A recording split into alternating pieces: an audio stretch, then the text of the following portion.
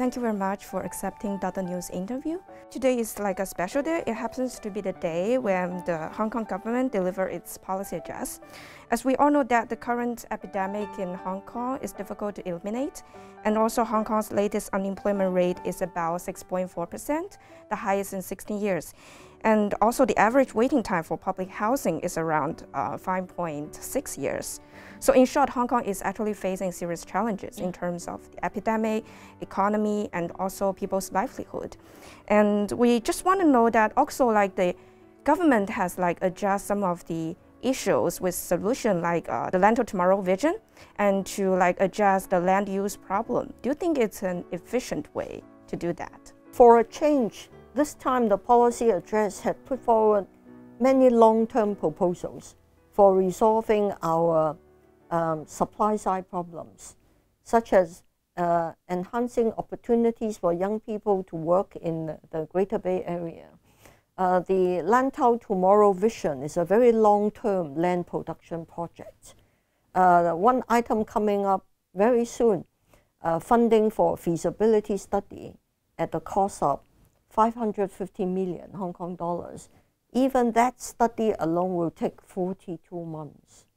So we are not talking about getting new land in the next 10 years. Moreover, even if you are able to create new land, you still need to build a whole new infrastructure network, transport network. That will take a long time. So this is not a near-term proposal. To save our economy, I think there is a large measure of consensus that our salvation lies in reopening the borders with mainland China. And that hinges on our ability to control the virus, the coronavirus, to reduce the risks to the mainland. And we have not been able to do that.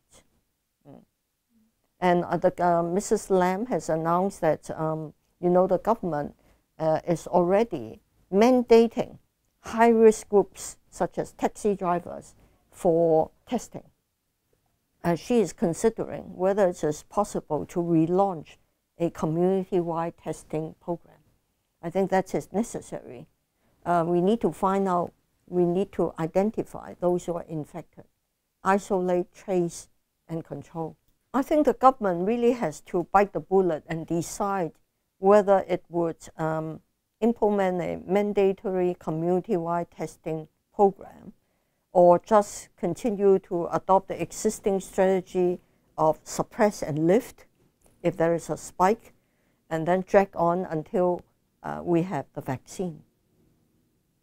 That would mean prolonged damage to our economy. So, like, as the leader of the New People's Party, what other aspects do you think the government should do better in terms like to make more people make a better living? What the direction would be? The Greater Bay Area program, we've noticed that the government is highlighting opportunities in finance, new opportunities in finance, in innovation technology, and in strengthening Hong Kong's air traffic hub. That will benefit a number of very important industries. But the problem in Hong Kong is there are still large numbers of lower skilled workers who need jobs, and the inequality is actually widening. So I think we still need measures to deal with inequality in wealth and in housing, and to take care of the others, less skilled workers who cannot benefit from finance, innovation technology, or aviation, civil aviation.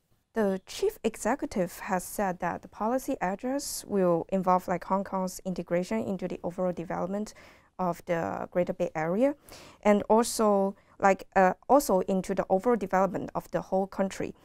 And what do you think about the national belonging of some Hong Kong young people, like born between the post-80s and post-2000s? What do you think of their, maybe their confusion about the future and their, lack of sense of belonging lie in? The policy address has identified a lot of economic measures, a lot of measures that would enhance economic integration with the Greater Bay Area, but less on political integration. She touched on that briefly when she talked about education, that we need to enhance values education. I think to enhance Hong Kong young people's sense of belonging to the country, I think there ought to be greater understanding of our country's heritage, of our traditional values, and how these values have served our country well, so that to make it easier for our young people to accept our nationwide values without undermining Hong Kong's international character. And do you think how should the two places cooperate better? For example, what kind of preferential policies should the central government be doing to help Hong Kong to encourage more young people to build their confidence to go to the Greater Bay Area? In fact, I think the central government and Guangdong province has already provided a lot of preferential measures. We can sell Hong Kong developed traditional Chinese medicine drugs. We can sell Hong Kong made medical equipment, already giving us a lot of preferential treatment. But I think we really need to enhance our young people's understanding of our heritage, our cultural heritage, our history, our geography, our people, so that they can identify themselves better with our compatriots in the mainland. Because there's also recent the 24 preferential measures. The government said that it would be launched and carried out before the end of the year. And also, apart from aspects like maybe medical cooperation and financial interconnection and international technology innovation, what other realms do you think also should be included? I think in fact, Mrs. Lam also touched on this issue in her policy address, that we need to unblock our key supply side bottlenecks, land and talent. And so the government's put forward this Tomorrow Lantau Vision, which will take a long time. And of course, I've heard reports that mainland leaders dislike the idea of building a Hong Kong city in the mainland. But it would do a lot of, it would help a lot if the mainland could also help us in terms of land supply. Mrs. Lam also talked about providing 2 billion funding to attract global talent, to work in Hong Kong because of our more international environment. We need talent from all sources. So I think we should continue to work along these lines, hoping to be able to leverage the supply of talent and land in the mainland. But we can also contribute at the same time. I think Mrs. Lam mentioned in the policy address that Hong Kong still has a unique advantage in the sense that we are the most international, most market-oriented, and most rules-based. We should use these advantages to promote further development of the mainland's economy in the Greater Bay Area. That's how we should collaborate. Not just take it from the Greater Bay Area, but also contributing to the Greater Bay Area in terms of further institutional development. So I want to ask that you once said to the media the Legislative Council has now restored unprecedented peace. That means the voices of opposition in the LegCo will disappear? Well, we continue to have 2 opposition members. One so far has continued to vote against everything. The other represents the medical profession. I hope they will continue to objectively and rationally reflect the views of their constituents without obstructing, without causing undue obstruction to our process. So we also have noticed that you pointed out that the success will on account of the pro-establishment camp, and also so is the failure. And I want to ask you, so will the future role of the pro-establishment camp be different from the past? Well, in the past, in a way, we could blame it on the opposition for obstruction. But now, since only 2 of them are left and much reduced in strength, we bear the responsibility for the success or failure of the government's agenda. But under the basic law, we have a duty to monitor the performance of the government and reflect the views of the public.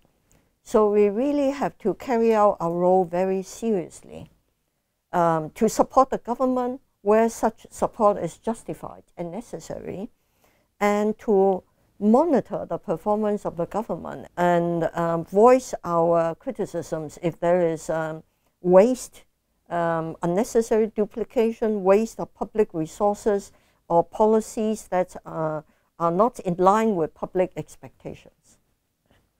And do you think there is any space for improvement in the parliamentary system that could make it more efficient for everyone, including the government?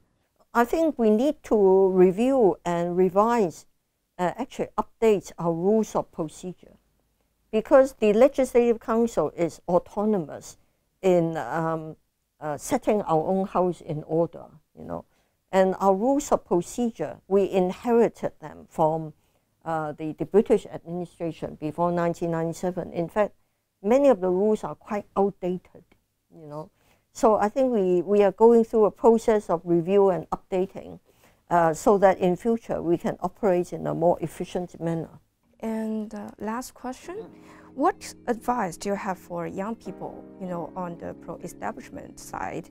Do you have any suggestions for the new generation who wants to make Hong Kong a better place and also promote deeper integration between the 2 places?